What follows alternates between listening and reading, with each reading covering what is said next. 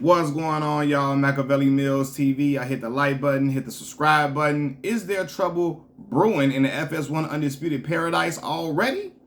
I don't know, but what we do know is that Richard Sherman and Skip Bayless had an interesting back and forth the other day. You know, they was looking like they was about to get into it, and what it was concerning was they were discussing the Florida State quarterback Jordan Travis's leg injury due to a hip drop tackle, right? And Skip and Richard Sherman, they were debating it. And that's when stuff got a little heated, right? Skip started to talk about, it was Skip's turn to go. He started to talk about the situation. And then Richard Sherman interjected and said, what's crazy is that the Geno Smith won. And then Skip said, let me finish, Richard. I'm speaking, right? And so then it was like, oh, snap. Skip Bayless said, he's speaking. Let him talk. I'm speaking. Then Richard Sherman says, I'll let you speak, but you're not speaking from experience. So stop raising your voice, Skip, right? Skip said, you gonna let me speak or not? And then Richard Sherman says, I've actually played. So what point can you make? And then Skip Bayless responds after Richard Sherman says, I've actually played the game. Skip Bayless responds with, I've been covering the game longer than you've been playing. You know, and I'm like, oh, here we go. They getting into it once again. And this is kind of like reminiscent of Shannon Sharpe and Skip Bayless again. Now, I will say this. I don't know if this is manufactured drama for views or not. I don't know if it's for the views because, as we all know, ESPN First Take is far ahead number one, right? Far and ahead, they number one for sure. Shannon Sharpe is only on 2 days a week. And the days that he's on, it's so entertaining. Like people, the views I feel like for ESPN First Take have shot up since Shannon has been on board. Especially when they talking to football, they get into the LeBron James segments, LeBron Jordan debates. It's been on fire. On the other hand, I don't think the acclaim or I don't think the interest in FS1 Undisputed has been the same. For real, since Shannon Sharpe's departure. And, you know, he's had a round robin of individuals, not a round robin. It's been a consistent group. But then he has Rachel Nichols coming in. You know, he has Richard Sherman, Michael Irvin, Keyshawn Johnson. Lil Wayne comes in every now and then. And then he even brought on Bubba Dub, the dude Bubba Dub that be on Facebook. Trash. You know that dude that do that trash. And while I was excited for Bubba Dub to get his moment, because that's dope. To be on ESPN, I mean, FS1 Undisputed, that's fire. You go from telling jokes on Facebook, Instagram, to now being on a prime, like being on television, like a renowned, revered television show that does sports debates. That's phenomenal for that young brother. But on the other hand, I'm looking at it from the FS1 Undisputed side and saying, man, if y'all trying to get Bubba Dub on here, that let me know the ratings ain't where y'all want it to be. Y'all struggling and y'all trying to find an audience. Y'all trying to get an audience to gravitate back to the show. So you're going to bring a popular dude from social media on to try to get the show back buzz and to try to get the same type of juice that they got going on and brewing over there on ESPN First Take. So, you know, I'm trying to struggle to see if this is is this manufactured drama for views or is it real? And it might be real. Now, let me analyze the situation. Yes, Richard Sherman did speak out of turn because it was Skip Bayless's time to talk. And while Skip Bayless was talking, Richard Sherman uttered a statement while Skip was making a point. But I don't think it was that big of a deal for Skip to tell Richard Sherman, you're gonna let me speak? I'm speaking. I didn't think it was a big deal for Skip to do all of that. You know what I mean? He didn't holler, yell, and try to go off on Skip about something. He was just trying to make a little point at that time. You know, and no, Skip didn't raise his voice when he was speaking to Richard Sherman. So Sherman had that wrong when he said, don't raise your voice or whatever, because Skip wasn't raising his voice, but it was still snarky. And I feel like it was uncalled for because we've seen Skip interrupt Shannon Sharpe on several different occasions. I've watched that show and seen them interrupt each other before, all of them, Skip included. So I'm like, you know, what is the snarkiness called for at that point? I think Richard Sherman was just trying to make a quick little point. He wasn't going to try to I don't think he was trying to go on a long tangent, right? But some people feel like, hey, when a person is talking, let them speak. But once again, I've seen Skip Bayless interrupt Shannon Sharpe in the middle of Shannon Sharpe's soliloquies or whatever, you know? So, I don't know. But here's the thing when I say this, man. Skip got to recognize he's not the only one who's allowed to cut somebody up, speak his mind or come in and interject.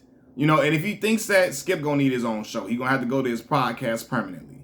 People gonna make little points here and there, and you can't get too snarky to where it could damage the relationship that you have with the people who are your co-hosts. Because he didn't ran off Shannon Sharp already. You don't want to keep running off everybody else.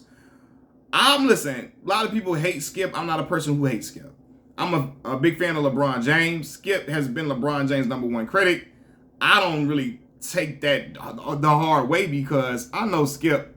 I feel like Skip got a lot of respect for LeBron deep down, but that's his shtick, and he got to stick to that. The criticizing LeBron thing, and to me, it becomes comical because Skip just pulls anything to criticize LeBron about all the time.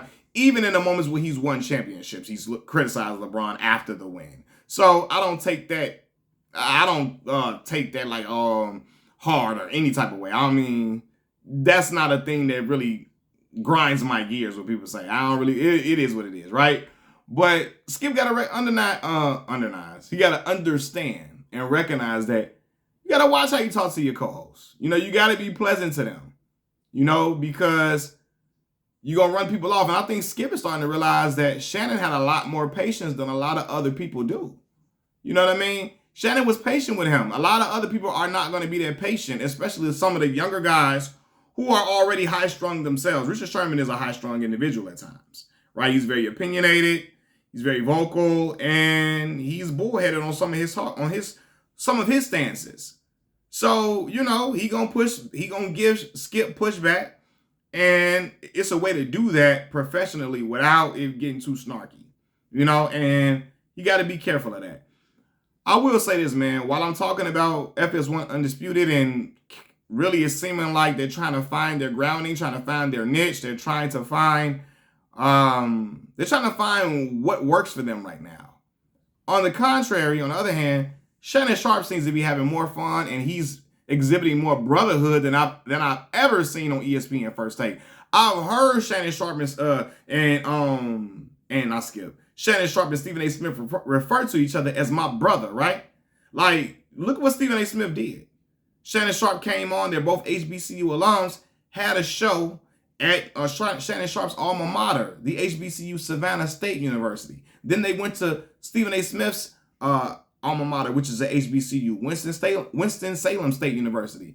Still, Stephen A. Smith then had Shannon Sharp flying on a jet, all of that, to go to the game. He kicking it at the game with Shannon to go watch the Colorado Buffaloes play.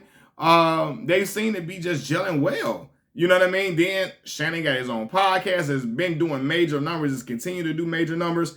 I just watched the Nature Boy Ric Flair on there, right? Which is an outstanding interview. It can be emotional at times, but it was, I promise you, it was a really dope interview. Attention grabbing, and it grabbed my attention all the way through. But not only that, I'm watching the chemistry between him and Stephen A. Smith and all the other individuals. He's fitting in on ESPN First Take like he's been there for years. He's gelling well with them. And he got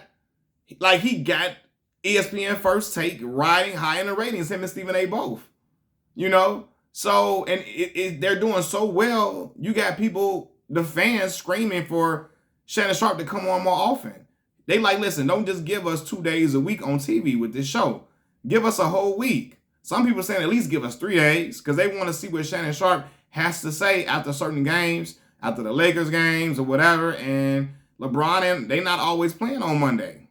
They're not always playing over the weekend or whatever. They're not always playing on Sunday. So where Shannon Sharp can talk about it the next day. So they're like, we want Shannon on more. So Skip gonna have to really be careful in the relationships that he's developing with people. And they're gonna have to work that out. But FS1 Undisputed, you can't argue it's fell off. They've fallen off. And again, they're gonna try to find a way. They're gonna bring more social media talking heads on. You might see them boys, what is it, RDC World or whatever them guys are named. I forget. The one that be like, I'm 36. Acting like he LeBron, the dude that be acting like LeBron all the time. I'm probably saying the name of the YouTube channel wrong or whatever. Y'all can correct me. They might bring some other people on. You might see, what What's the boy name, man? They be hooping all the time. He be criticizing LeBron a lot too. What's the dude name, man? Famous Los. They might have Famous Los in them on there in a minute because they really trying to find. They need them ratings. They need the views. They need the clicks because since Shannon Sharp's departure, the ratings have not been the same. And I'm not saying that Richard Sherman and Keyshawn Johnson aren't doing a great job. They are. It's just the interest is not there anymore.